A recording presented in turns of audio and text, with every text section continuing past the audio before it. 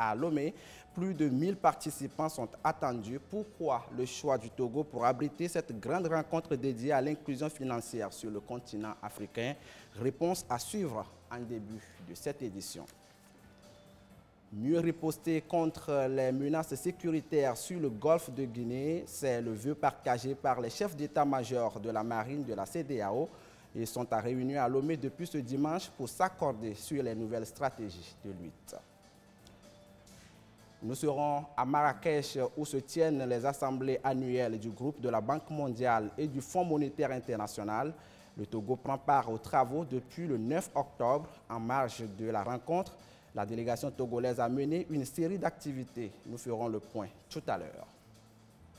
Et puis, Miss Togo 2023 se lance à la conquête de la couronne Miss Monde, événement prévu courant le mois de décembre prochain. C'est une première dans l'histoire du Togo. Avec le comité national Miss Togo, nous en saurons davantage sur ce qui a motivé cette décision. Entretien à suivre en fin d'édition. Voilà pour le sommaire. Vous faites bien d'être au rendez-vous de ce 20h. Nous vous l'annonçons tout au long de cette semaine. Ce n'est plus qu'une question d'heure. Demain, lundi, sera ouvert à Lomé la semaine nationale, la semaine africaine de la microfinance. L'heure est au dernier réglage à l'hôtel 2 février où va se dérouler les travaux. Constat sur place, Uri Chamela.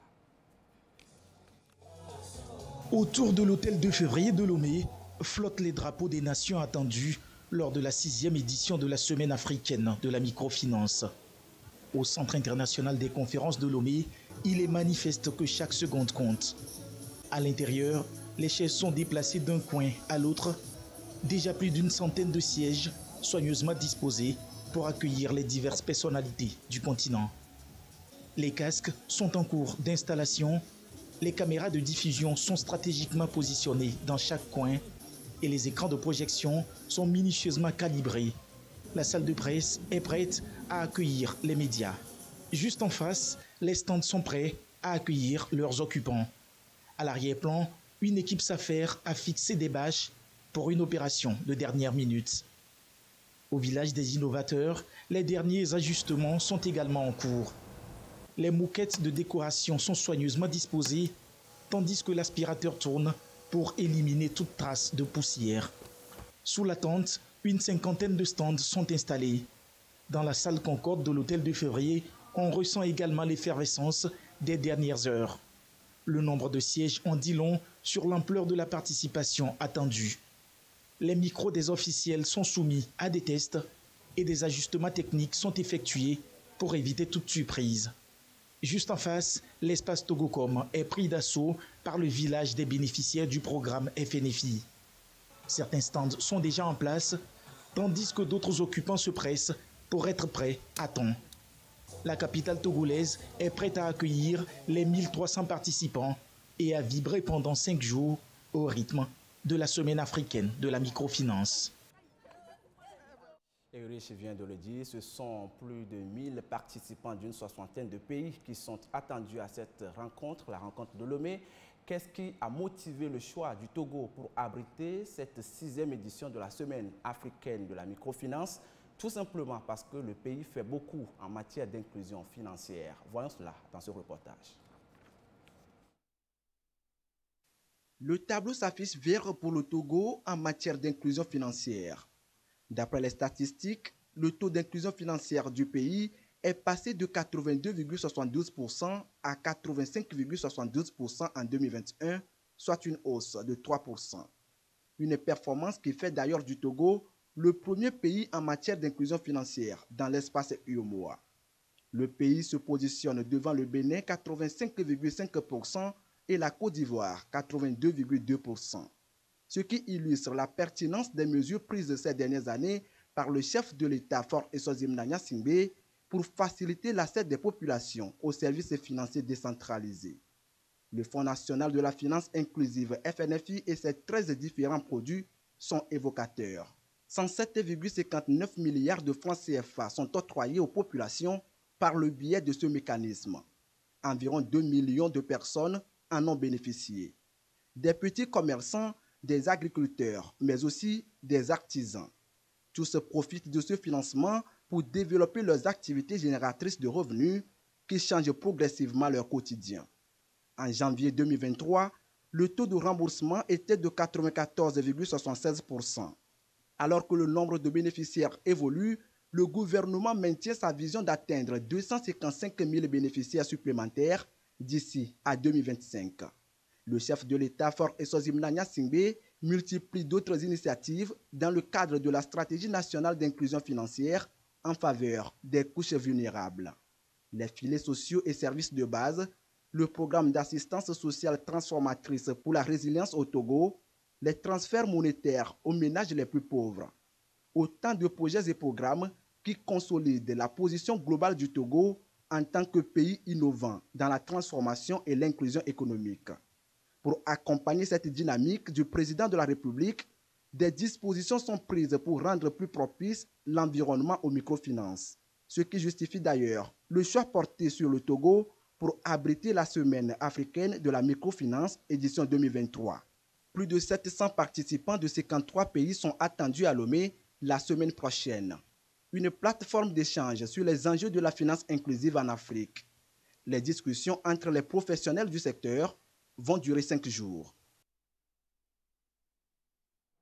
Et au cours de ces 5 jours, le Togo aura l'occasion de partager ses expériences en matière d'inclusion financière avec la soixantaine de pays attendus. Des expériences fondées sur des résultats concrets, fruits d'une certaine initiative prise ces dernières années par le chef de l'État, Faure Esozimna Gnassingbé. Pour le président de la République, l'inclusion financière reste une priorité. Reportage Richard Menga. Le Togo, terre de l'inclusion financière, reconnu comme référence en Afrique. Le pays affiche des progressions significatives au sein de l'Union économique et monétaire ouest-africaine. Selon les données publiées par le gouvernement togolais en janvier 2023, conformément aux statistiques de la BCEAO, le taux d'inclusion financière dans le pays est passé de 72,2% en 2018 à 85,72% en 2021, faisant du pays la meilleure performance dans l'espace. Sur la même période considérée, le taux global de pénétration démographique des services financiers qui mesure le nombre total de points de services financiers dans le pays rapporté à la population adulte est passé de 33 points à 67. Le taux de pénétration géographique des services financiers décentralisés a également connu une progression remarquable entre 2018 et 2021, passant de 259 points à 589. Des performances qui traduisent la ferme volonté et les efforts consentis par le président de la République, Faure Esozimna Gnassingbé, pour l'inclusion de tous les Togolais. Ceci conformément à l'axe 1 de la feuille de route gouvernementale et spécifiquement l'inclusion financière. Illustration, le Fonds national de la finance inclusive FNFI, créé en 2014. Le programme, à travers ses différents produits, a permis d'octroyer près de 1 900 000 crédits pour un montant de plus de 109 milliards de francs CFA, avec taux moyen de remboursement de 95%. Le Togo s'est aussi doté d'une stratégie nationale d'inclusion financière en 2021, conduite par le ministère de l'Inclusion financière et de l'organisation du secteur informel. L'ambition du chef de l'État est de booster le secteur de la microfinance en renforçant les capacités institutionnelles ainsi que l'accompagnement des acteurs, mais également l'assainissement du secteur et la facilitation à l'accès aux ressources aussi bien des bénéficiaires qu'aux institutions de microfinance. Voilà qui démontre à juste titre le choix du pays pour abriter la 6e édition de la Semaine de la microfinance africaine. Des chefs de gouvernement, ministres, représentants des organisations internationales, investisseurs, chercheurs, banquiers, innovateurs et institutions de microfinance se donnent rendez-vous dans la capitale togolaise. Tous en provenance de 58 pays, dont 40 africains, attendus à cette rencontre internationale qui s'inspirera sans aucun doute de l'expérience du Togo, qui a enregistré des performances louables dans le secteur de l'inclusion financière. Durant 5 jours, plus de 70 thématiques de formation seront dispensées par des experts pour près de 1300 participants. Il s'agira ainsi de réitérer l'engagement du pays en faveur des mécanismes d'inclusion financière des populations. S'il y a une pratique qui fait perdre aux économies des États de la CEDEAO, on peut citer la piraterie maritime, également la pêche illicite et bien d'autres trafics souvent constatés sur le golfe de Guinée. Les chefs d'état-major de la marine de la CEDEAO revisitent leur stratégie de lutte. Réflexion engagée ce dimanche au cours de la 3e réunion de leur sous-comité. Issa Karona. Les menaces qui pèsent sur les espaces maritimes sont désormais d'ordre transnational. Face à cette urgence sécuritaire, les chefs d'état-major de la marine de la CEDEAO se sont réunis à Lomé pour discuter de la riposte appropriée à apporter. Cette rencontre vise à évaluer les actions entreprises jusqu'à présent et à élaborer des stratégies plus efficaces pour lutter contre ces problématiques sur la côte du golfe de Guinée. Nous allons tenir plusieurs panels autour de la stratégie maritime intégrée de la CEDEAO, autour de l'architecture de Yaoundé et autour du soutien de la CEDEAO aux pays riverains, aux pays membres, à travers le projet Schwems. Donc c'est un projet que l'Union européenne a mis en place en vue de renforcer la sécurité dans l'espace maritime de la CEDEAO. Il s'agit de la 3e édition de cette réunion, créée dans le but de renforcer les mécanismes sécuritaires établis par les chefs d'État de la CEDEAO. Elle constitue un moyen de consolider la coopération et la solidarité régionale pour faire face aux défis en matière de sécurité. À un moment donné, on disait du golfe de Guinée que la situation de la sécurité maritime était pire que dans le golfe d'Aden, puis que nos efforts sont coordonnés et que on fasse des exercices et des patrouilles. De plus en plus, cette sécurité est maîtrisée. Il faut dire que c'est une entreprise plutôt réussite par la CEDEAO et nous allons continuer justement donc sur les mêmes éléments afin de faire de notre domaine maritime commun un domaine sûr pour permettre justement à l'économie bleue de s'épanouir et au bénéfice de toutes les populations ouest-africaines. Le ministre en charge de l'économie maritime a saisi cette occasion pour saluer les progrès réalisés par les responsables de la sécurité maritime et les a encouragés à élaborer de nouvelles stratégies en vue d'une sécurisation totale et exhaustive de l'espace maritime de la sous-région.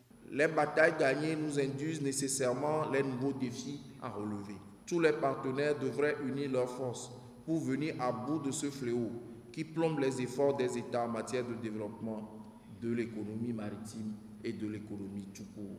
Je voudrais vous exhorter à mutualiser vos expériences afin qu'à la sortie de cette rencontre, des recommandations claires et porteuses quant à leur impact positif soient formulées afin d'orienter la prise de décision de nos chefs d'État. Cette réunion préfigure le symposium des chefs d'état-major de la marine de la CEDEAO qui se tiendra à partir du 18 octobre 2023, toujours à Lomé.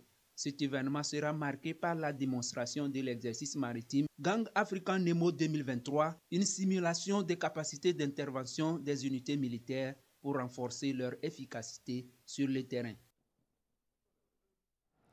Direction Marrakech, c'est là où se tiennent les assemblées 2023 du groupe de la Banque mondiale et du FMI depuis le 9 octobre.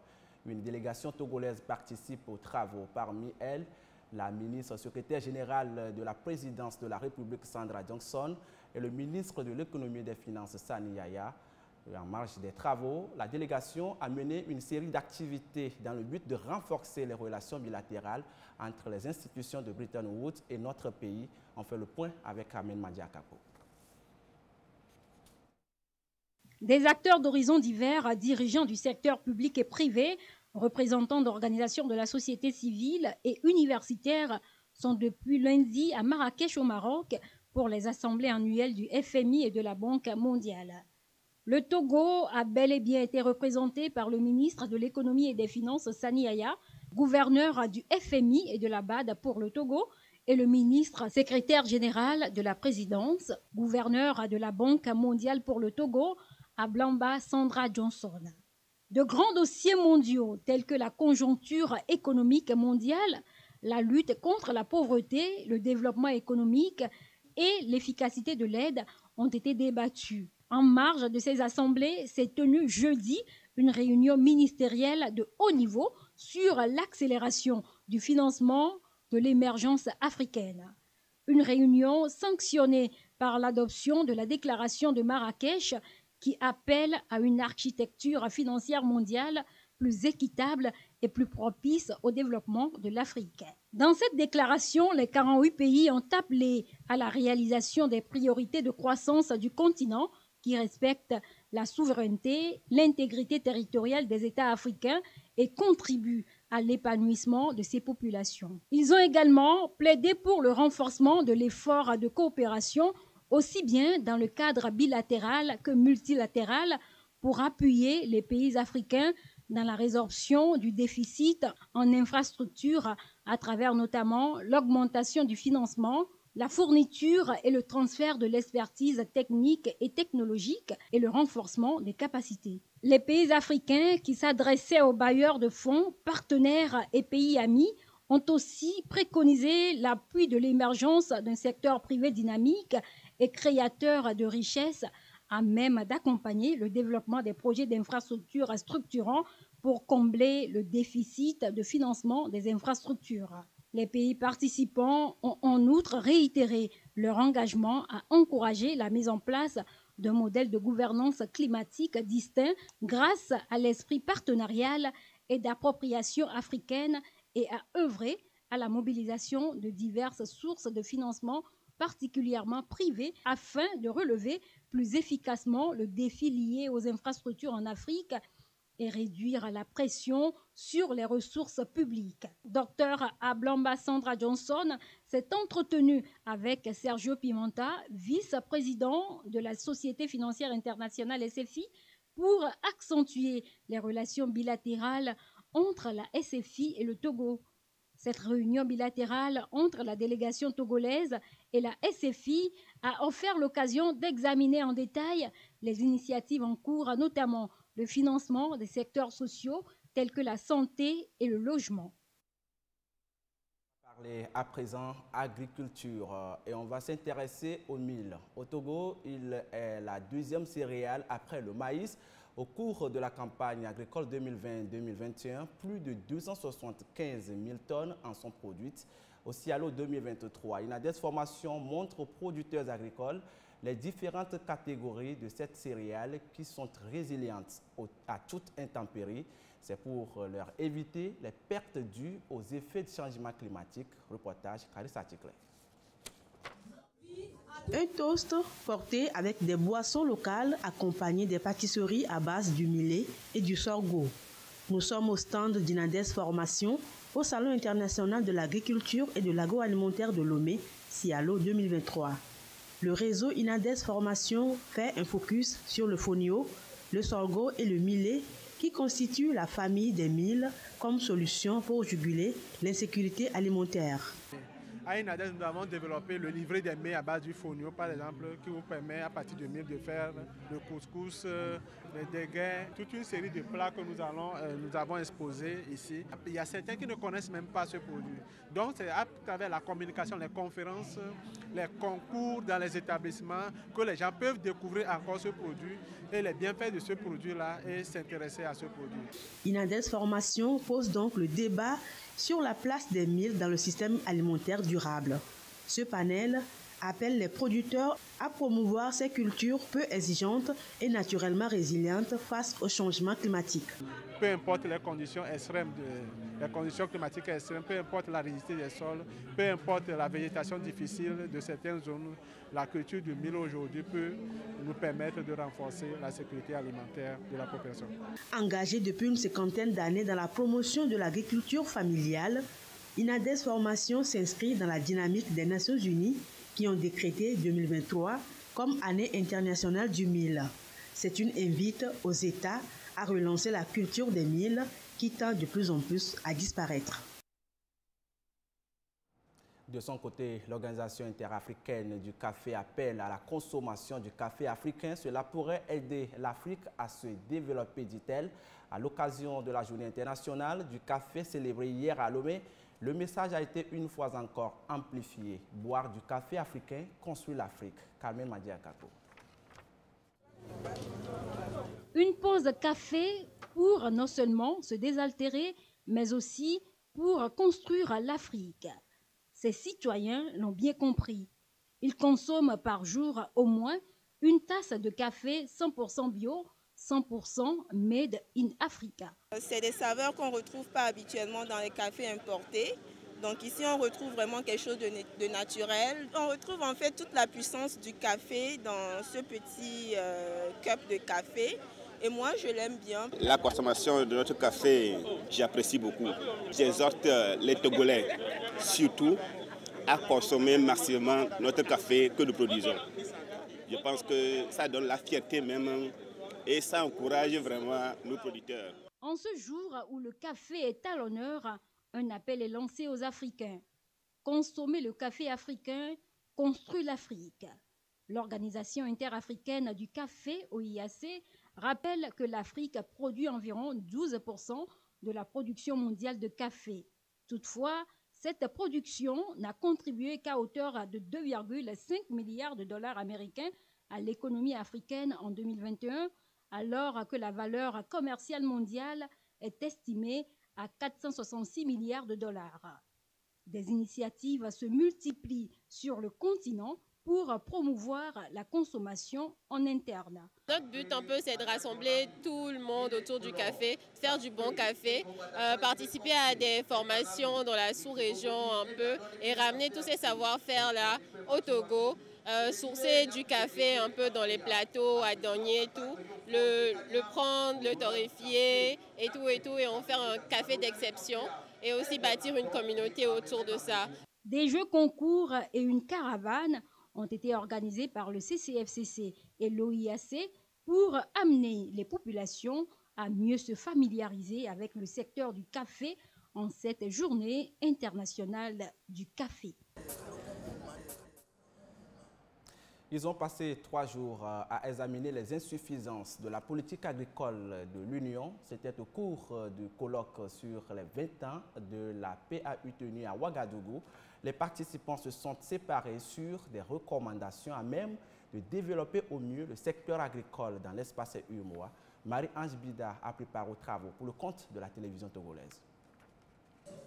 En groupe de travail ou en plénière, le sujet a passionné plus d'un, étant donné qu'il s'agit de relancer la production agricole pour nourrir suffisamment les populations africaines, et ce, en dépit des nouveaux enjeux que sont la démographie, l'urbanisation accélérée, les crises ou encore la jeunesse de la population au sein de l'espace UEMOA. Les résultats de l'analyse approfondie des enjeux et défis du secteur agro-silvo-pastoral et halieutique doivent nous éclairer dans la définition de perspectives plus prometteuses. Au-delà de l'enthousiasme que pourraient générer les acquis forts importants relevés dans la mise en œuvre de la politique agricole de l'Union, la dégradation continue de la situation alimentaire dans l'Union nous interpelle et nous invite à plus de réflexion en vue de proposer des orientations qui permettront d'améliorer réellement les systèmes alimentaires. De ces préoccupations vont naître de nouvelles orientations de la PAU. Cette politique commune, vieille de plus de 20 ans, a montré ses limites. Elle veut faire peau neuve avec l'ambition de réussir cette fois-ci le pari de la souveraineté alimentaire. Il faut aller sur une nouvelle base. Premièrement, c'est de reconnaître qu'il y a eu beaucoup de choses qui n'ont pas marché. Cela veut dire que nous devrions nous asseoir pour que tout le monde accepte que ce sont les familles agricoles, pastorales et halieutiques qui produisent. Donc on met l'affaire autour d'eux.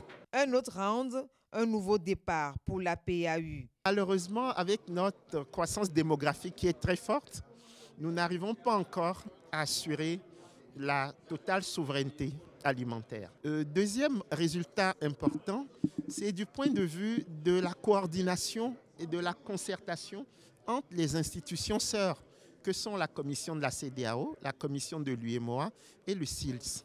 Le troisième résultat relevé par les participants, c'est l'absence d'un mécanisme de suivi-évaluation. Les urgences sont connues et donc nous n'avons pas d'autre choix que la réussite. Et nous allons nous y atteler. Ces résultats seront intégrés dans la nouvelle version de la PAU. Elle est présentement en cours de relecture. Un petit tour à présent dans les lacs avec la Miss Togo 2023, Miss Chimène Moladja. Plusieurs ouvrages portent ses empreintes dans la localité, plus précisément à Togo-Komé, son village natal. Le dernier en date, c'est un centre commercial construit au profit des populations du milieu. Reportage. 2 hangars et des bancs publics au profit de la communauté de Togo-Komé. Nous sommes dans la commune Lac 3. L'espace va servir de centre commercial pour les vendeurs et vendeuses de la localité. Sa concrétisation répond à l'une des promesses faites par la Miss Togo 2023 à la population d'ici au soir de son élection il y a 10 mois. Chimène Moladja, par cet ouvrage, entend mettre les commerçants à l'abri des intempéries. Je viens vous remettre les ouvrages. S'ils sont là, visibles, c'est grâce au financement de l'opérateur de téléphonie mobile Move Africa Togo, qui est le sponsor officiel du comité Miss Togo. Un partenaire sur lequel la reine de beauté peut toujours compter pour également construire très bientôt un forage pour l'école primaire publique de Togo-Komé, son village natal. Move Africa Togo salue l'engagement social de la Miss et réitère sa disponibilité à la soutenir dans sa matérialisation. Pour nous, effectivement, c'est un moment solennel parce qu'il s'agit effectivement d'une inauguration d'un centre commercial qui est en même temps un lieu de vie. Que Dieu bénisse le vivre ensemble parce que vous êtes une communauté exemplaire. Je vous dis donc enfin, on est ensemble et on le restera. Au-delà de sa générosité, Miss Chimène Moladja compte faire valoir sa beauté sur le plan international. À quelques mois de la fin de son mandat, elle se lance le défi de conquérir la couronne Miss Monde. Ce sera la toute première fois que le Togo va participer au concours Miss Monde. L'événement est prévu à New Delhi, en Inde courant, le mois de décembre. Pourquoi le comité Miss Togo a décidé de participer cette année à ce concours international de beauté? Les éléments de réponse dans cet entretien réalisé quelques heures plus tôt. Bonsoir à toutes et à tous. À quelques 2 mois de la fin de son mandat, Miss Togo 2023, Chimène Moladja, se lance dans la conquête de la couronne Miss Monde 2023. C'est une première dans l'histoire d'une Miss togolaise et d'ailleurs dans l'histoire de notre pays, le Togo.